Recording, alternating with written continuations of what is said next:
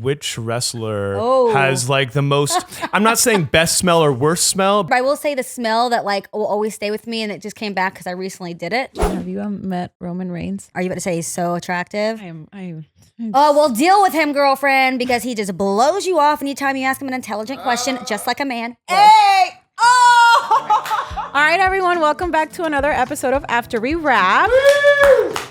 The show that is all about who we are when the cameras stop rolling. I am your host, Gabriella Ortiz. Hey. And today's guest is really exciting. She's really sexy too, you guys. Wow. Like when I saw her, Right. I was like, whoa. Out the gate. I am now extra comfortable. Former WWE broadcaster, and according to her IG, she's now an aspiring professional dad joke teller. So funny. And a horror movie junkie, ladies and gentlemen, Kayla Becker. Yeah. That was quite the intro, and I also appreciate the live audience. Yes. Yeah. It's pretty great. It's not fed in sound, guys. It's actually here. Also, I'm very proud of myself.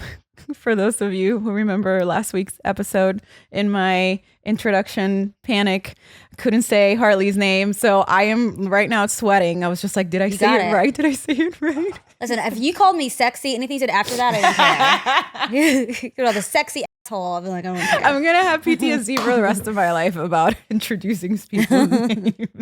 And I'm sure, you know, we were talking you've had, before, like that's such a stressful, It is. in this industry especially. I've been interviewing people for 10 years and like on a daily basis, and it's all still I a could thing. think about is John Travolta's, you know, mess up at the Oscars introducing Adele Disney. Adele. That was the wickedly. Anyways, so I know we don't want to discuss too much about WWE just because I'm sure you're over it. And you guys, you can catch her other episodes because you've been part of other episodes where you talk about your experience of WWE. Other episodes, podcasts other everywhere. podcasts. Yes. I mean, I'm completely fine. We could definitely chat about it. You know, it's just one of those things. It was a part of my life for the better part of a decade, and I'm taking a little breather from Yeah, wrestling. for sure. No, absolutely. But is there one thing that you miss and one thing that you don't miss about the industry?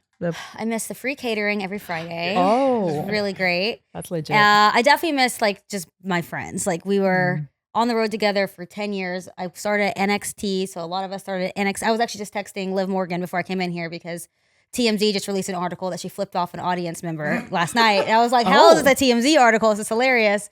But I miss getting to see everybody. And then also I miss the travel, but that's also what I miss the least. Like I had for 10 years of my life, I was on an airplane 2 to 4 times a week. It was just a normal thing for me. And so the fact I don't have to do that and live out of a suitcase, and I have a life and I have friends, and I started dating, which I never really did. It's been great. Wow. You said travel. I hate traveling. I can't be in a... Well, no, all the planes are freaking crashing now. That's what I'm saying. What is what going the hell? on? Yeah. The plane that could you imagine this plane that just went? Did you see the Delta flight? flipped Canada? upside Yeah, down? yeah. Everyone's hanging there like bats. What Yeah. is happening? no. Yeah. And I'm a nervous flyer, and I'm praying. I'm like internally crying before we take off. I'm And like, where's the drink cart? Because I'll just start knocking those back, and we're going down. We're gonna go down and happy. when we land, I just have like this sense of like, okay, we're safe. So like the fact that the plane landed, but it was slippery because it was It's ice, yeah. That alone, I mean, it's just anyway. So let's not talk Yeah, about we just that. went on a little tangent. So Hope everyone's traveling safely this yes, weekend. I hope everybody gets home safe. What was the hardest part of making the decision to leave WWE? Well, the familiar, you know, that's probably like just being familiar with something for so long. Like this was my schedule. This was my life. This is just what I knew. And I started in the company so young. I was like 22 or 23. Oh, I was a wow. baby. And then I woke up one day. I was like, oh shit, now I'm in my mid 30s. But this is all I know. It's very scary to leave, you know, a machine like that and try to like do something on your own in a completely different industry. Like I see a lot of people who leave the company and then come back a few years later. Even when I left, Triple H was like, the door's always open for you. Come back whenever you want, which is such an amazing feeling. But I just knew like, man, like I know I'm not saying I'm bigger than WWE because there isn't many things that are, but I just knew I was bigger than the opportunities that I was given there, and I just needed to be able to leave to go figure that out, which is kind of right. Yeah, that's you. incredible. Kudos to you. It's like that feeling that you're just like, I know that there's something bigger that I'm supposed to do. Yeah, and the fact that you listen to it, that's amazing. Is there any advice that you would give to someone who's considering making a big major career shift like that? Yeah, line up the next job first. Okay. No, but in all honesty, I did this before I worked for WWE. I worked for a TV station in Orlando, Florida, hosting my own show there. And I quit that job before I had the next thing lined up. So it isn't like a bad habit of mine, but I think all of it like boils down to just really betting on yourself and not letting yourself kind of get swallowed by wherever that you land. Because, you know, at the end of the day, you leave the place that's your whole world. You're just like a little like speck in their world. They'll replace you like this. Yes. And so I think just constantly, and that's what I had to do the last couple of years at WWE, was just reminding myself, like, I didn't go through everything I went through in my life and do everything that I did to end up as a glorified mic stand backstage on Friday Night SmackDown. It's an amazing job, paid really well, traveled the world. I mean, just so much fun. But that's not where I was. That's not where Kayla Becker was going to end. Yeah. So just had to like make the leap. Gotcha. Wow. How are you adjusting to your new schedule? I mean, you've been free for 8 months, you said? Yeah, about 7 months now. How was it? Like going from a crazy intense schedule to then waking up and be like, oh, I can go to Pilates now and not have to be, you know, traveling. I don't know. I was talking the other day about that because it's like I'm an anxious person. And so I think, you know, I know that something else I feel like I'm on the brink of the next thing about to happen. And I haven't really allowed myself to just enjoy not doing anything that just not working, because I'm just every day I wake up like, okay, checking my emails, checking like my call log, like looking online, like wanting the next things. I feel like I haven't relaxed the way I probably should have. I don't have an alarm that goes off in the morning, but I naturally wake up at like 6 a.m. every morning. Like that is just how my brain just doesn't stop. So I don't know if I have adjusted, to be honest. If I start working full time again, I'm probably gonna be pissed off at myself that I didn't just like let this time be. But I mean, I think that's okay. I'm young. I mean, there's probably going to be several next things. So I don't know if that answered your question, but no, you did. The one thing that I admire about the type of work you've done is, you know, in this position right now, I'm the one that's asking questions. I have a hard time, like, how can I listen to who I'm interviewing and then come up with the next question, or, you know, continue the conversation and avoid that, I guess, quiet time or that awkward silence. The job of a host is very tough. It's a very like it's a muscle. I'm very grateful for this opportunity for the podcast, because it has given me the opportunity to challenge myself. I did a lot of hosting in my early 20s in Orlando. Oh, and nice. A lot of it was, you know, I'm reading from a teleprompter, so it was different. You're just WWE, Vince McMahon did not believe in teleprompters. Oh my gosh. Absolutely not. Everything is off the cuff. So question, before the wrestler comes up, because you're backstage, right? The majority of the time. Are you looking at this person's like trajectory? What did they do? Because you also have to understand, not that wrestling is you need to know their history. Yeah. And the language. So that's different. So how does that work? Yeah. When I did backstage interviews, that's scripted. That stuff, I get given a script beforehand. And oftentimes, because the scripts will change 17 times in a night. And so they'd be handing me scripts of this. I'm like, stop handing me these scripts until we're about to go live, because I don't want to memorize all of this. Literally. So they wouldn't come up to me anymore until then. I'm like, I can't do that. And so that was scripted. Now, you definitely still have to know your stuff in case, you know, like one of my last interviews on WWE was with LA Knight, and he just goes off the cuff. And so I was very tired, completely went off script. And my brain we just got back from France, I think. So I was jet lagged. And I just kind of froze on camera, because I was like, I don't even know where. I could have just said, but like I didn't want to do that. So that's very scripted. Now, when I hosted my morning show, The Bump, all of that was like, I had bullet points, but that's where you have to come in and be like, oh, I knew like when you grew up, you liked to do this. And, you know, you back in 2004, you wrestled at this indie show. So that's more of the stuff that you have to to know. Yeah, because I went to school for communications, and I kind of find that ironic that I'm like terrified of doing this full time. Here is different because it's my, we have our own setup, but like I can't imagine. And I've like I've applied for like hosting jobs for like, I don't know, celebrity news, stuff like that.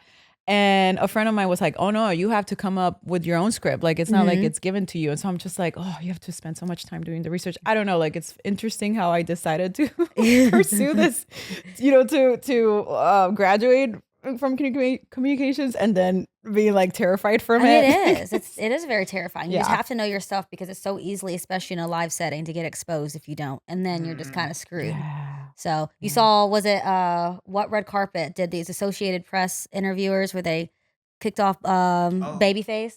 Oh. Was it what award show? It's award season. Was it? What do we already have? The Globes. The Grammys. Just it would have been the Grammys.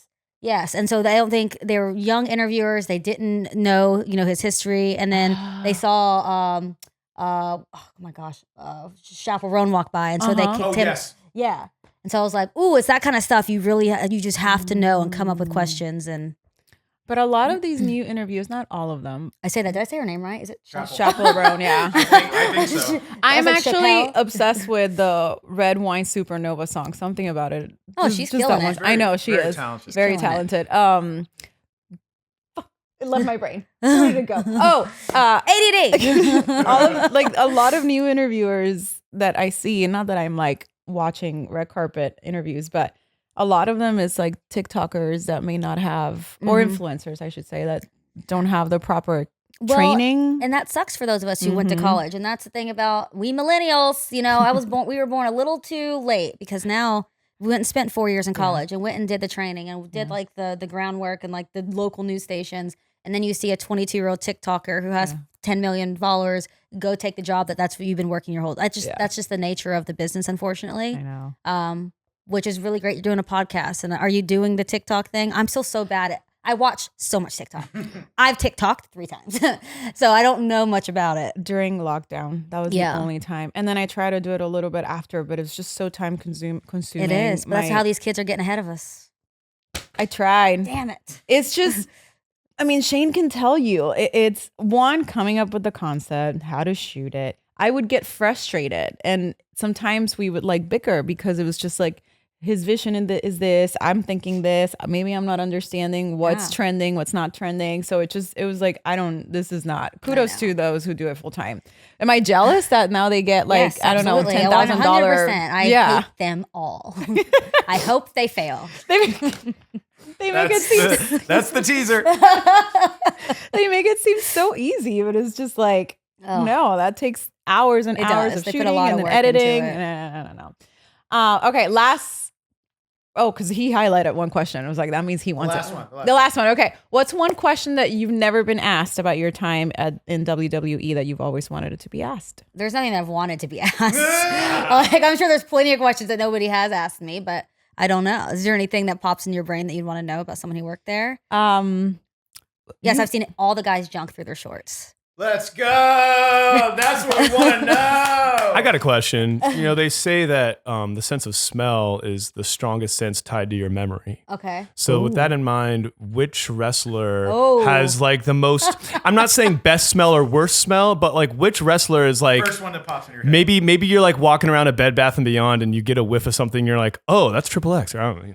Look, Triple X. Triple X. Triple X. Big wrestling fan Triple of H. Bye, Kyle. I'm taking him to one wrestling match. I'm not going to say anybody in particular, but I will say the smell that like will always stay with me, and it just came back because I recently did it. The smell of spray tan. I'm half black, so I never really I get tan, but because it's been so cold, I haven't, so I get kind of like pale. So I spray tanned a couple weeks ago, and I never do that. And that smell just smells just everywhere. I felt like I was in a WWE locker room again because everybody is just covered in spray tan. Well, I was involved in indie wrestling in the mid 2000s, and it was still the time where everyone was going to tanning beds. So that's still a thing, but it not now because not as much now because people are a bit more conscious. But yeah, it's now pivoted to just like self-tanner. God. Yeah, it's awful.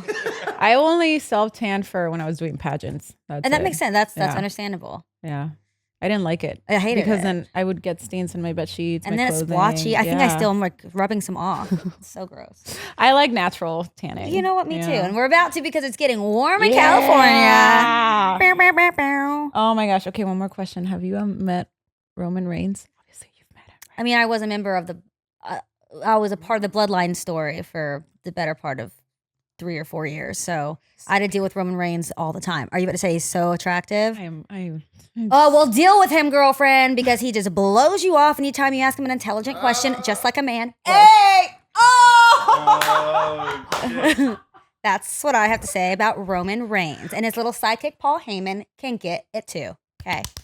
I love this. I love it so much.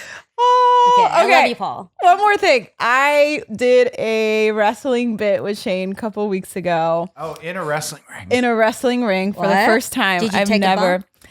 No, I didn't. She take hit the any. ropes. I That's did the hard. ropes. That Yeah. will tear up Have your back. you? Did you have to wrestle? Did I you had have to like, take a bump. I take bump class, and it was not fun. It's brutal. It is. It's like when he was warming up, he was doing some twirls. I don't know. He posted a TikTok, and you see my face. I'm like, Yeah. I'm just seeing him. Ba-bum, ba-bum. Just couldn't. I was. He has Good like bruises. Yeah. And my back hurts, and I'm just like, this is just a little And you teeny gotta tiny think about taste. the amount of times, like I mean, especially there's girls in the ring that are smaller than me. You got Alexa Bliss, you've got Liv Insane. Morgan, who are just constantly running the ropes and make it look so easy. But they've been doing it for 10 years. Yeah, Yeah, it's hard. yeah. Knock the wind out of you. literally. I literally, so we have, the announcers used to have to take a bump class just in case we were in the ring in our heels and something went wrong. We had to learn how to fall without getting hurt in our high heels. And so I put on, I don't know if you ever saw Tough Enough, but I had a Tough Enough helmet on to make sure I was all locked in. Michael Cole was watching me with this camera because that'd be really funny to show everybody. And then I fell on my back and I didn't tuck, you have to tuck your chin. And I didn't tuck my chin. So my neck snaps back. I felt like I got hit by a truck. I like crawled away whimpering. And that was the only time I ever took a bump. And anytime someone's like, would you ever consider getting in the ring and wrestling? I'm like, no, absolutely not. Yeah. It's terrible. But they make it look easy. They do. They do. I come from a dance background, and all I could hear was my mother, Gabriella, your body, don't do that to it. Because I'm like, yeah, this is it's completely the opposite. One is, taking care of your body, it's slow movements, and then the other one's just like Yeah. rough. Hitting it. Anyways, enough about wrestling. Let's just go ahead and talk about other stuff, girl. So what's up? What's next? What are your dream roles? Do you have any projects lined up? I mean, I don't know. People keep asking me what's next, and it's like we're all gonna find that out together. I shot a movie right after. Actually, I was filming the movie in Jersey. So let's see. It's the movie's called Stranglehold. It's with Justin Long and Ron Perlman and Jake Lacey. You see names. telling Ashley you. Benson. Anyway, a great cast. And I literally was filming it until like 4 a.m. in New Jersey, and then had to get a car back to New York City because I had my final show at Madison Square Garden that night. Like that was probably like the coolest 2 or 3 days of my life. Wow. Like getting to shoot my first movie and then getting to go do my last big show for WWE after 8 years in Madison Square Garden. So been kind of dabbling in the acting world. I definitely am I'm a big horror fan. So I feel like that's kind of the route I want to do, like horror, thriller, comedy type stuff. So paying some attention to that. I'm a host by nature for 10 years. So also looking at other hosting opportunities. And so I'm writing my memoir. So I'm about halfway through that and wanting to release that in the next year. Started a horror YouTube show called Killing Time with Kayla, where I just talk about horror stuff all the time. So just having fun. I'm throwing spaghetti against the wall, seeing what sticks and what makes the most sense for like this next phase in my life, because I'm going to wake up soon and I'll be in my 40s. And so I'd like to be waking up in my 40s doing like exactly what I want to do. I'm sorry. How old are you? May I? I'll be I don't know. 34. So we're I'm 37. okay. and I'm But I'm like saying we're closer at to that 40. point where it's like, okay, we're not in our 20s anymore. I know. Do you miss your 20s? Sometimes I'm like, if I could like go back to my 20s but know what I know now, Yeah. I would do it. I think But that's everyone, Otherwise, yeah.'d be like, I was a little shit when I was in my 20s. Well, No. what would be the one thing that you would Take with me? or that you would tell your 20-year-old? Manage your money. Amen. Jeez. Yeah. Oh, set up your Roth IRAs and your IRAs and all the things. And not even that. It's just like investing is something that's like Yes, all these property. rich people. I know they do, and they don't teach that. And then you're like, anyway. Invest in Apple, back when. So you Jeez. mentioned you love horror movies. What's your favorite horror movie or movies or TV shows? That question is so hard. I can never know. answer it. The Shining is always the number one, but it's just like, a classic that you have to love. I've actually been going back and rewatching all the Saw movies because, so Lee Winnell, who I love, he just did Wolfman. Lee Winnell did, director, producer, and he's who is responsible for all the Saw movies. So I thought I'd sit down and just watch them with my morning coffee. And it's been a really great way to to start the day. Yes. That's actually not a bad idea. I watch a scary movie every night or every day. Like my entire apartment is just like my whole bedroom is just decked out in like a different horror movie, like posters done very glamorously.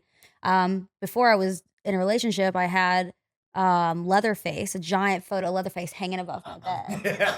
But I thought that might be a little intense. That just sets the vibe, right? It just sets the mood. A little menage a trois, you, me, and Leatherface.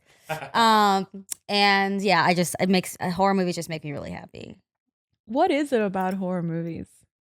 I think it makes the noise of the world kind of softer. If that's the thing that is increasing. Know. Yeah, it's very hard. I think I'm just really messed up in the head, to be honest. I think but a lot of people find them comforting. It's very interesting. Like one of my cousins, she's like my little sister. She loves the Saw franchise, and she'll go by herself. Oh like yeah, when I prefer doing that by myself. And I'm just like, I don't like the gory stuff. I don't like the blood, the bones cracking, the sound of it. Oh, it's just like, they do such a good job in those movies. I was like paying attention to like how they made everything. When she's in the third one, I think, when the doctor's like sawing his skull off, and oh my god, I'm like, this is so artistic and beautiful.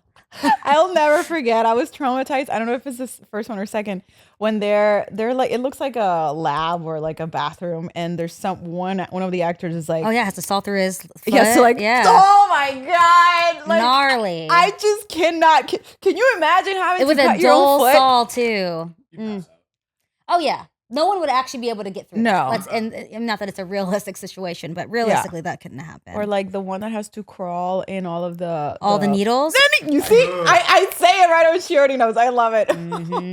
Yeah. Is there a specific scene in any horror film or TV show that has stayed with you, and you just go back to it and you find it comforting? Well, I'll tell you why I find it comforting. So when I was really little, so I was from age 9 on, I was raised in a foster family.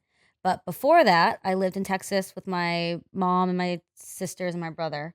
And then my siblings were a lot older than me, my 2 older ones. But they loved horror movies. And so I would be like 6 or 7, and our family was really like, it was a bad family dynamic. But the one time everyone kind of came together was to sit down and watch a scary movie. And I was the little one, so I could just crawl in between my mom and my brother and my sister. And that's like the most safe I felt. And so like I would be terrified watching like with my face, and they'd just be so happy watching the horror movie. So that's when it all started. But the horror movie which is not a scary movie now that I'm an adult, but when I was younger and watching this movie for the first time, it scared the shit out of me. Idle Hands. It's not a horror movie. It's a comedy. But when you're a kid and there's a killer hand on the loose ripping people's scalps off, I duct taped from the windows in my bedroom because I was scared the hand was going to come and get me. That was the first horror movie that ever like was my gateway drug into horror. And then it would turn into like the Chucky movies and like It, and then just kind of, snowballed from there. But it does. So I think as an adult, it's like a love language for me. So I've even like had to stop dating people because they wouldn't sit and watch a horror movie with me. But it is that's is a requirement. That's legit. Yeah. Oh yeah. Oh my goodness. So if you could remake one horror classic with a new cast and a fresh take, which film would it be? And what would you change? Oh, this is such a good question. We can sit here for hours. I don't even know, but like I was like, it's not really a horror movie to say American Psycho, but they did it. With that would be. It's also like what hasn't been remade. Everything is even Idle Hands is getting remade. But you can remake something that already has been remade with just a different take. I think American Psycho could be redone because I love serial killers. I mean, I don't love them, but like I love learning about them and like the mentality, the psychology that goes behind them. Who would I put it? Oh, actually, I think they are. As I'm saying it, aren't they redoing American Psycho with Jacob Eldery? I would actually be down to see. I think he would be a perfect. I don't know that Christian he's Bale. the official choice yet. Oh, that's just kind of the rumor wheel. I thought it was gonna be like a female this time. They did Mila Kunis, but it was really bad. Bless her heart. But I think the rumor was that Jacob Eldery was probably gonna do it.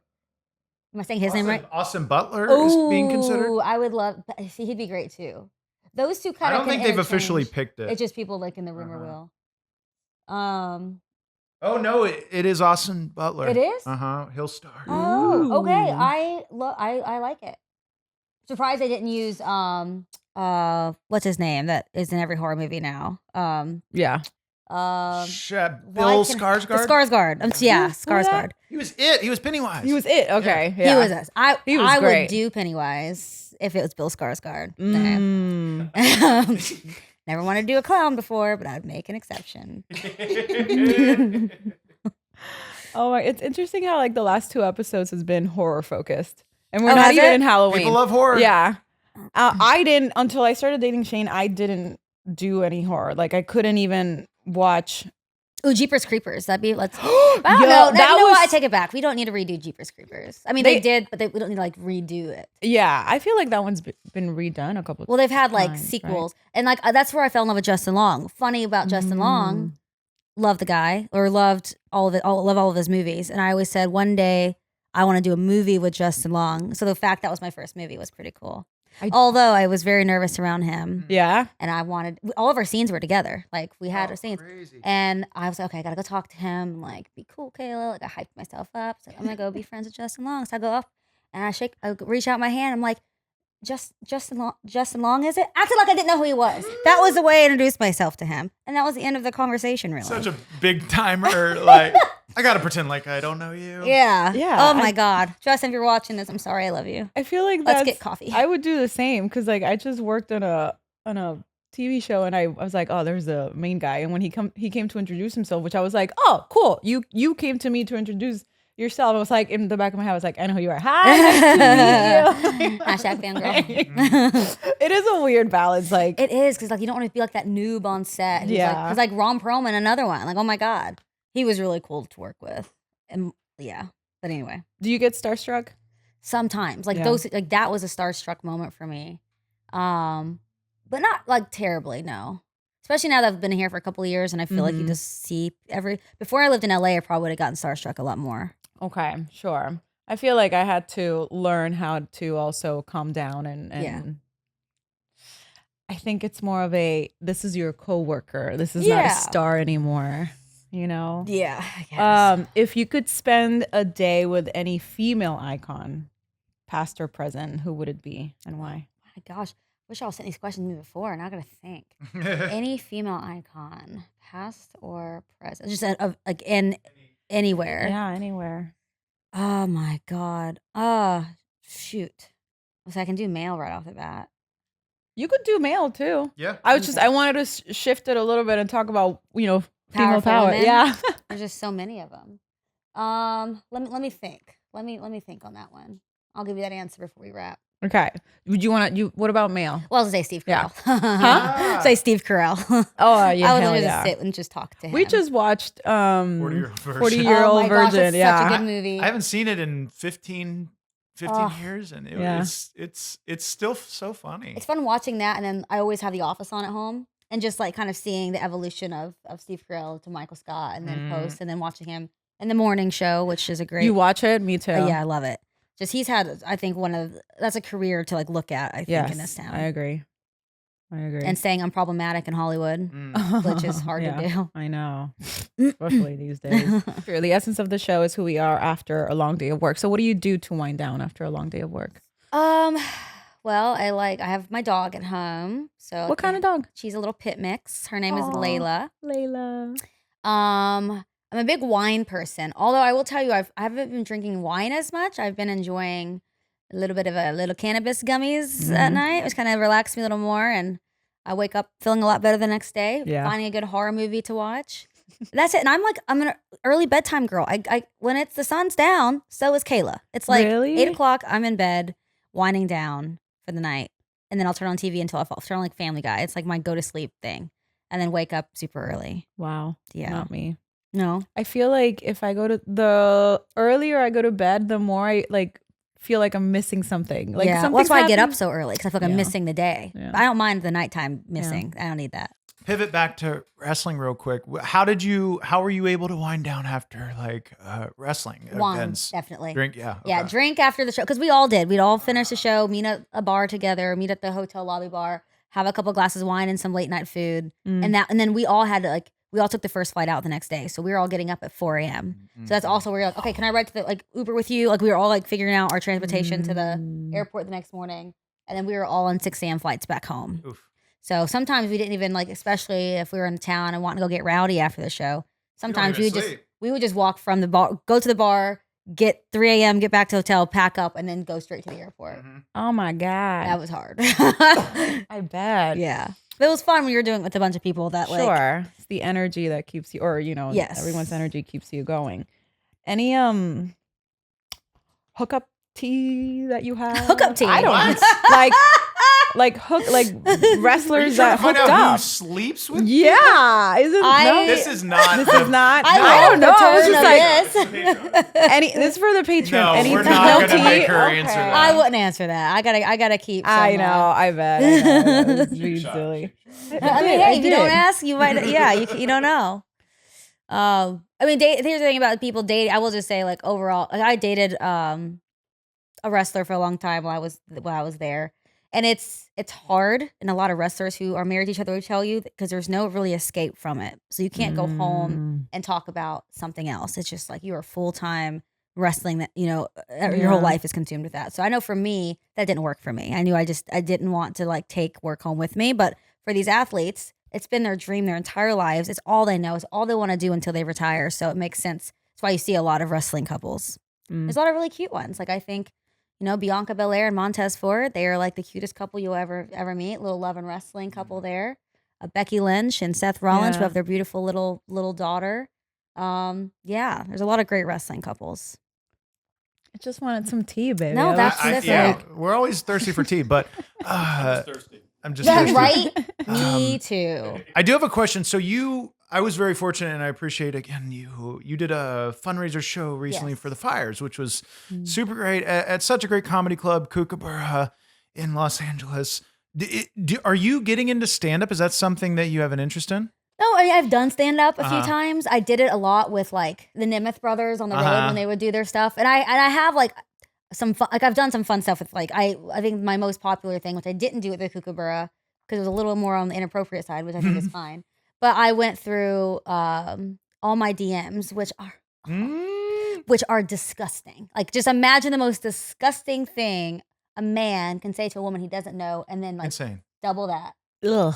And so I went through my Instagram and pulled the best ones, about 25 to 30, clipped them off, put them into a video. Amazing. To When a Man Loves a Woman, but I named it When a Stan Loves a Woman. And then I put the screen on stage and I sang it to the audience. And I'm sure some of the guys that were in the audience were up on that screen. Funny. Like you could do a whole comedy show just on that of like dissecting each slide. And that's what because the Martin Morrow and Chris Burns and the comedy guys here in LA loved it. And that's something I've done. But other than that, no, like I've done some jokes, but stand-up comedy, I have so much appreciation for it. It is so hard. Talk about anxiety. Oh my God. And like you said, you have a hard time with just like the silence. Yeah. And then with being a comedian, you have to be okay with that because you just roll over all your jokes if you can't allow for like it to breathe, as Shane knows. So no, I yell at people if they're not laughing. And Shane's great. He was so funny that night. Oh my God. Got my friend That's up what I on was fishing for, actually. Oh yeah. So I think the best comedian in Los Angeles right now is Shane. I'm gonna clip that. I'm gonna use it. People Magazine, get that. Yeah, Shane Hartline. That's my hubby. What could you do stand up? Could you ever? No, I could never. Could never. Yeah, Never. it's not interested. I think I had a dream one time of like even getting on stage. I don't remember the dream, but I just remember waking up and being like, yeah, that I could never. Yeah, it's I could hard. never. And it's funny. So I did Netflix as a joke festival at Kookaburra. That's the first time. So I did a little comedy there. It was so bad. But Tim Robinson is one of my favorite all time. Yeah. Comics, but he's not a stand-up comedian. He's a comic. And I went to his thing at, I think, the Greek Theater. Yeah, we did too. Oh, yeah, you were there? Yeah. But I was sitting there thinking, like, he has all his friends on stage. We're all having, but Tim kind of was just kind of quiet. He just kind of stood by. But, like, he doesn't need to do stand-up. He is a comedian. And that's the kind of comedy I think I would be.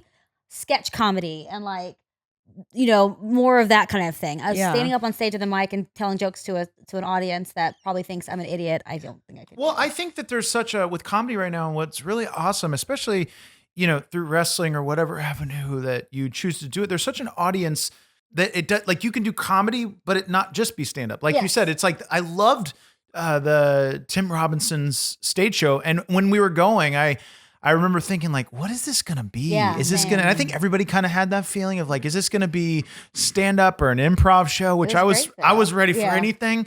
But I was also very cool that they were just showing clips and riffing, and just I'm being like, pals on stage, who all like, and look how everyone loved it, and it didn't need to. It was a hit, and it didn't need to be anything fancy. And I think that that's the greatest thing. And I'm personally like, through my comedy journey, I'm trying to create an audience and create a demand to put up my own comedy thing. And like doing just the traditional stand-up, that is a route, but it's a very difficult route. So I am always like, how can I do it different? The variety show. Yeah. Like that's something I've been working on, is doing a variety show at some clubs in Hollywood. Where like I interview some comedians, and you have a musical guest, and you have a couple stand-up guys, and you do a sketch thing. Like, there's just so many different versions of comedy that's not traditional stand-up. 100%. Right. 100%. So did you start acting recently, or have you been doing it even? No, more recent. Okay. Like when I was little, like I looked like Raven Simone. Like I feel like I had auditioned when I was little, but then when I went to foster care, I wasn't allowed to do that anymore. And so I just kind of put that down. And then when I got out here, I was like, The interest has always been there. It's always been there. But I also am a realist in the sense of like my career that I've had. I've been very successful, and I'm not going to put that down to try something that people out here in LA have been doing for decades. Yeah. If roles come up, I will absolutely take them and pursue them, like the movie that I did. But it's not something that I'm like, okay, I need to be on tape every single day doing. Okay, so you don't have like a dream role specifically? No. I mean, if I could be in any like series or whatever, it'd be like American Horror Story, where you can come back every season as a different character, but you're still like stuff like that would be really cool. But no, not really. Do you see yourself as a scream queen? I don't know if I know how to. Oh, you want to hear a funny? Okay, I'll give you another WWE story. Although I literally said I don't want to talk about WWE, but here I go, because I guess I love it. My voice doesn't really hit certain. I have I feel like lower voice. When I was early on Roman Reigns' story, this was years ago, and there was like a scene backstage where Daniel Bryan was going to run over Roman Reigns with a forklift, and I was going to be on set about to introduce Roman Reigns. So please welcome, the tribal chief Roman Reigns, but I was supposed to scream bloody murder when I saw Daniel Bryan run over, but I hadn't practiced my scream. Vince McMahon was on set at the time, and he goes, "Damn it, Kayla, you better scream." And so I just, whatever came out of my mouth is what you should roll. You should actually Google that clip after I leave here. Do not watch it in front of me, because it gives me so much PTSD. Okay. It was the worst, most embarrassing scream that aired to millions of people on television that fans still ridicule me about. So I think I'd have to practice getting my voice to that point before I could become a scream queen. I can't scream. Yeah. Babe, have I ever screamed? Have you ever? Whoa, guys, scream? Don't talk about it. I'm kidding. Like that. Every time. They hate us. But no, it takes some vocal training to do it in a healthy way, because if you're doing it, just rip that vocal cord out your first time. I know, and then and I also think I'd like to be like I think if I'm gonna be in a horror movie, it'd also be really cool if I was like the horror, people are afraid of me. I'm the one that's killing people. You're so intimidating. I'm 4'11" and a half, Shannon. People are scared as shit from it, Oh my god. No, real talk, I wouldn't fuck with you. I wouldn't fuck with you. Yeah, smart man over there. Yep. Smart She's man. tiny but mighty. Mm-hmm. She'll mess you up. Ooh, this is a good question. So you've traveled a lot, and you visited a lot of beautiful places. A favorite place that you visit? I'd say probably. Actually, one of my final trips was to Saudi, and I never. So WWE goes to Saudi like twice a year. And I was always like, I'm cool if I never get asked to go work one of those shows. A long trip. It's very strict over there, especially with women. Yeah. But then the final trip before I quit WWE, I finally went to Saudi. Did I go to Riyadh or I think I went to Riyadh. And it was the coolest experience of my life. Really? Yes, it was just so beautiful. I mean, the food, no matter what time of day you wanted food, it was just elevated food. The malls were, shopping was pristine. One of the days because it's for women, you have to be completely covered up. So I was decked out, very covered up. But on one of the days, the prince or whatever rented out this entire private resort for just the wrestlers and all of us to go and spend the day. So we got to be in our bikinis and we're smoking hookah and eating food and having like virgin cocktails because you can't drink over there. What? It was actually fine. I was like, this is great. I don't need to be drinking all day, and then go do a show the next day. But yeah, I think Saudi was probably one of my top place I've ever been to in my life. Wow. Yeah. Did you feel like real talk? Were you? How did it make you feel that you had to like cover yourself? I felt up fine. Like it's more progressed than it was when I first started going years ago. I think the Mhm. women have done a really like women in WWE have really enabled women who followed to feel comfortable over there. Sure. And I think the women in WWE are the first and only women to ever be presented like on a billboard over there. Well, the first shows they weren't even wrestling. They weren't even wrestling. Mhm. Yeah. So they've come a very long way. And so no, I felt completely fine. Did you have any women that came up to you and just like thanking for? No. Because no one really makes eye contact over there. Like you just like kind of keep your head down and do your own thing. But everyone had like, it was mutually respectful. I think they were very excited that we were there because the wrestling fandom over there is crazy. Like they're begging for a WrestleMania, which I think at some point a That's gonna WrestleMania will happen be over there. eventually. Oh, like they never had WrestleMania over They've there? had massive events. But yeah, no, because that's what I went over there for Queen of the Ring, King of the Ring, which is like a huge premium live event. And they've done stuff like that, but no WrestleMania yet. Do you foresee that happening? Oh yeah, definitely. Yeah. For sure. Okay. For sure. All right. So if you were stuck on an island, deserted island, what are 3 things that you couldn't live without? Oh gosh. Chapstick. I don't want to say my dog because I would hate to put my dog in that situation. That'd be selfish. Chapstick, sunglasses, and a water pack. What do you call them? A Camelback. But then, can I drink that water? I'd have to boil it. I always like when people answer this question, I'm like, think that the thing you're picking comes with everything that it needs. So if you picked your dog, it has everything it needs. Okay. But then I get sick of that little shit sometimes too. So I don't know. You find a new pet. In the I'd island, find a new pet. I'm really good at finding like random. When I grew up, I used to catch everything, like from rats to lizards, and I would keep them as my pets. Really? Yeah. What's the craziest animal that you? Well, I grew up on a farm in Alabama, so like we had but we had a squirrel named Bojangles, and You had a squirrel as a pet? Mm-hmm. Wow. We caught it. But I saved it because my little shit brothers would go shoot the squirrels with the BB guns, and then they tricked me once. And they fried it up and told me it was chicken fingers, and so I ate it. Oh my God! But then so I named PETA, this has been over 20 years. Yes, and it's a squirrel. People eat squirrels, especially in this. Yeah, we eat you're squirrels, right. We eat rabbits. We have deer, whatever. So, but I thought it'd be funny to name a squirrel Bojangles, but Bojangles did die. We had a big funeral for it. No. Oh Yeah. my R.I.P. God. Bojangles, wherever you are. It's pretty good. Would try again. Garlic, mustard. Hey, listen, little fried batter, anything good. We have a little squirrel that comes up to the terrace. every Don't once in a think while. about it. It's not yours to eat. I'm not gonna eat it. I don't know how we can catch it. I mean, We're not catching him. No, Bruce actually be has back. brought us, I think, 2 squirrels now. What? Good job, you don't Bruce. see him when we're walking. There was one like literally outside of our door. He was sniffing, and I'm like looking around. I'm just like waiting for him to like pee, whatever it is, and all of a sudden I see his movement of like, and he grabs this thing, and it's dead. You know, the squirrel is dead, but because it was like covered in all of the branches, I couldn't even see it until I saw it on Bruce's mouth, and I was just like, ah, what do I do?